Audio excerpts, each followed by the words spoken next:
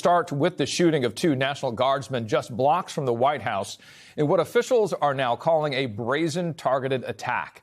This morning, we learned the names of the victims, 20-year-old Sarah Beckstrom and 24-year-old Andrew Wolf. The lone suspect in that attack, a 29-year-old Afghan national, who officials say served alongside the CIA in Kandahar, remains hospitalized after being shot by responding officers. Instead of waiting for investigators, instead of waiting to understand anything about why it happened, Donald Trump used the shooting to demand 500 more troops in a city that he's already been told he deployed troops to illegally. As you know, we're sending 500 more. We had very little crime in Washington now for, many months. Record-setting low crime, and this happened.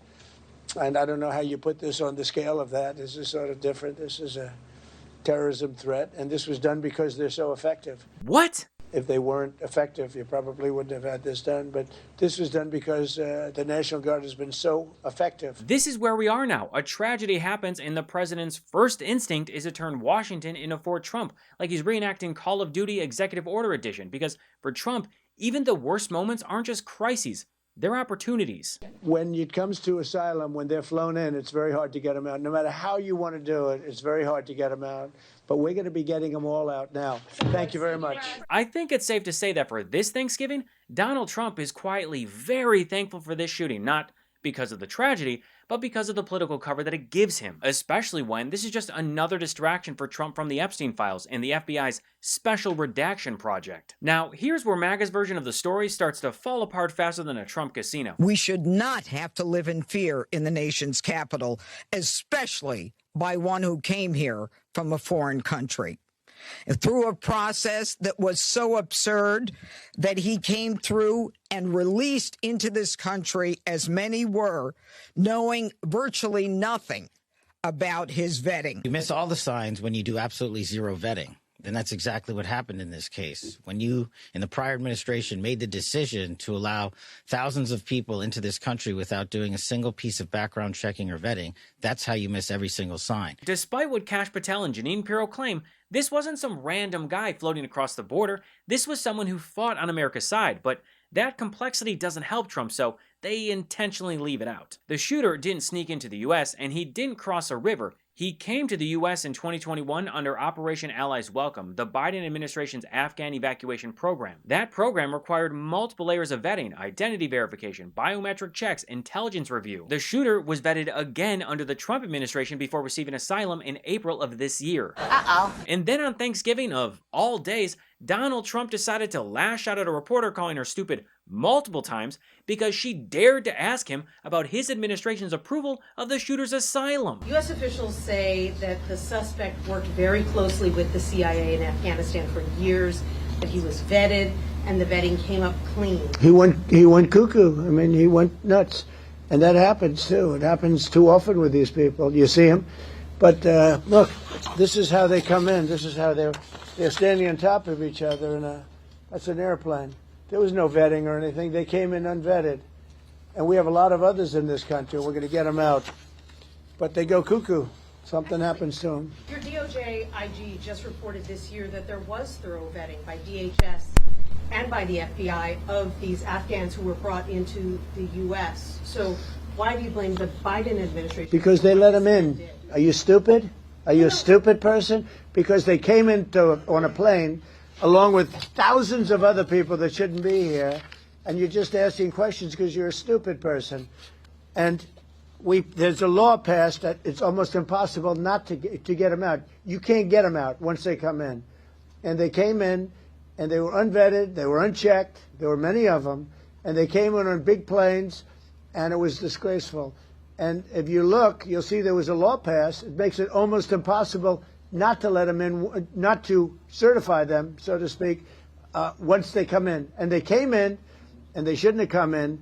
And frankly, the whole thing was a mess. The whole Afghanistan situation was a mess. It should have never taken place. If we're going to go out, and we would have gone out because I had everybody ready to go, we were going to go out with strength and dignity and precision, and we would have left from Bagram, and we would have kept Bagram, by the way, because of its very close relationship to China and where they make their missiles. Right. Trump isn't angry that the vetting failed. He's angry that the vetting points directly back to him. The second vetting that the asylum process includes is FBI background checks, the place run by Kash Patel. If or when he was granted asylum, if you could just clarify that timeline. And Yes, I believe Christy Noam put that out, and that's a DHS matter, and I'll refer to them. Notice how Kash Patel is unwilling to admit the facts of the situation? But I guess we shouldn't be surprised when this guy doesn't even know what's going on. On the day of the shooting, Patel vowed to catch the shooter responsible, even though he was already in custody at the hospital. You can see behind me we have assembled the full force of both the federal and state and local law enforcement agencies to bring bear all of our resources to make sure we find the perpetrators responsible for this heinous act.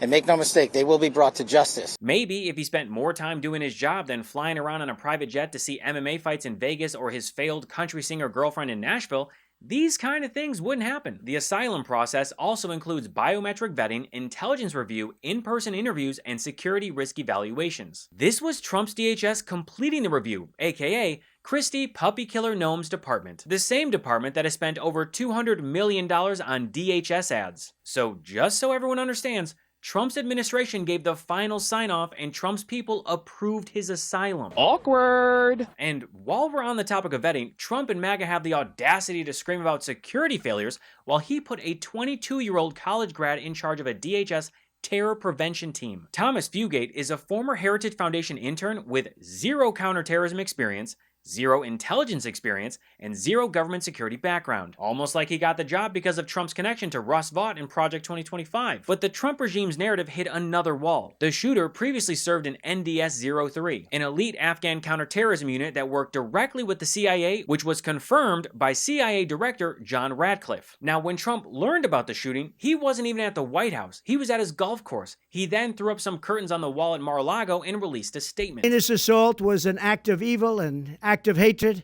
and an act of terror. It was a crime against our entire nation. It was a crime against humanity. The Department of Homeland Security is confident that the suspect in custody is a foreigner who entered our country from Afghanistan, a hellhole on earth. He was flown in by the Biden administration in September 2021.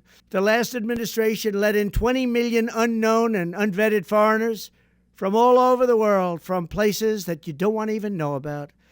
No country can tolerate such a risk to our very survival. An example is Minnesota, where hundreds of thousands of Somalians are ripping off our country and ripping apart that once great state. We must now re-examine every single alien who has entered our country from Afghanistan under Biden, and we must take all necessary measures to ensure the removal of any alien from any country who does not belong here or add benefit to our country. Trump didn't wait for a motive. He didn't wait for investigators. He didn't even wait for the facts, because when is he ever? He just immediately blamed immigration, calling it an act of terror to further justify his militarization. I have directed the Department of War to mobilize an additional 500 troops to help protect our capital city. We will make America totally safe again, and we will bring the perpetrator of this barbaric attack to swift and certain justice if the bullets going in the opposite direction haven't already done that. The only issue is that Trump is already in legal trouble for putting troops in D.C. A federal judge ruled just last week that Trump's deployment of the National Guard in this district was illegal. These National Guardsmen weren't even supposed to be there in the first place. There are people who are also upset with the president believing that the National Guard members should not even have been there if it were not for the executive order. I don't even want to talk about whether they should have been there. We ought to kiss the ground and thank God that the president said it's time to bring in more law enforcement to make sure that a city that had the fourth highest homicide rate in the country was that violence was quelled. I'm not even going to go there. Firstly, I can't tell if Pirro is more triggered because she's still recovering from her boxed wine hangover, or if she just now realized that Trump's decision to militarize the National Guard has backfired. Secondly, the National Guard is not law enforcement, nor are they trained to do police work. And thirdly, DC does not have the fourth highest homicide rate in the country. That spot belongs to Memphis, Tennessee. In fact, according to the FBI crime data, 8 of the top 10 cities with the largest murder rates are in red states, Mississippi, Alabama, Missouri, Tennessee, Ohio, and Louisiana. Weird. I wonder why we don't see Trump sending the military into those cities to terrorize Americans. It boils down to this: the deployment of the National Guard violated the law, and Trump is now using this shooting to keep them in DC and demand more crackdowns that he already wanted. These two victims are real people who signed up to serve, not supporting characters in Trump's ongoing attempt to style DC like a dystopian movie set. So when Trump deploys troops to DC, someone pays the price, and it's never him. But again, here's the problem with Trump's narrative. In 2021, Biden's Operation Allies Welcome vets Lochinwall before entry, and then in April 2025, Trump's administration vets him again and approves asylum. And this is why MAGA influencers rushed out the messaging before facts dropped. They needed people to believe that it was Biden's fault. They even tried to blame Biden's withdrawal from Afghanistan for the DC shooting. However, if we look at the timeline of events, it once again points right back to Trump. Trump and his team negotiated with the Taliban. Trump scaled back forces to 2,500. Trump freed 5,000 Taliban soldiers. Trump agreed to the May 1st exit. And after Biden won the 2020 election, Trump refused to brief Biden's team on the Afghanistan situation. I mean, just listen to Trump's own administration tell the January 6th committee this very thing. Knowing that he had lost and that he had only weeks left in office, President Trump rushed to complete his unfinished business. One key example is this: President Trump issued an order for large-scale U.S. troop withdrawals. He disregarded concerns about the consequences for fragile governments on the front lines of the fight against ISIS and al-Qaeda terrorists. Knowing he was leaving office, he acted immediately and signed this order on November 11th, which would have required the immediate withdrawal of troops from Somalia and Afghanistan, all to be complete before the Biden inauguration on January 20th, and signed this order on November 11th, which would have required the immediate withdrawal of troops. It is odd, it is non-standard, it is potentially dangerous. I personally thought it was militarily not feasible, nor wise. And look, you don't have to be a political strategist to see why Trump is leaning on this shooting so hard. It's not just the xenophobia, it's not just the fear, it's not just the power grab, it's the timing. Because almost immediately, Trump's flunkies started pushing out escalations on his behalf. Oh look, the Trump administration's favorite hobby, finding new ways to harass immigrants who followed every rule. So here's what the MAGA movement gets out of all of this. The big one is a distraction from the Epstein files. Don't focus on the FBI redacting my name from the files, just remember, this is all Biden's fault. A new excuse to justify Stephen Miller's vile immigration policies. Doesn't matter that the story doesn't fit, they just need the headline. A distraction from the federal judge ruling Trump's deployment illegal. Don't look at the court case, look at the very scary immigrant. A narrative that keeps the base scared and angry. Also known as their emotional comfort zone. A reason to militarize DC even more. The one hobby that Trump has that's more addictive than golf. And most importantly, a tragedy that they can weaponize to expand presidential power. This whole thing wasn't just a crime. For Trump and MAGA, this was political jet fuel. Trump's message isn't, oh my god, this happened, it's, this helps me. Thanks for watching What Was That? If you want more episodes, articles, and breakdowns, go to whatwasthat.show. Join the community and become a paid subscriber today. It's just me behind the scenes, so every bit of support really makes a difference. And if you'd rather listen on the go, you can find What Was That on Apple Podcasts, Spotify, or wherever you get your shows. Until next time, I'm Gabe Sanchez, and this has been What Was That?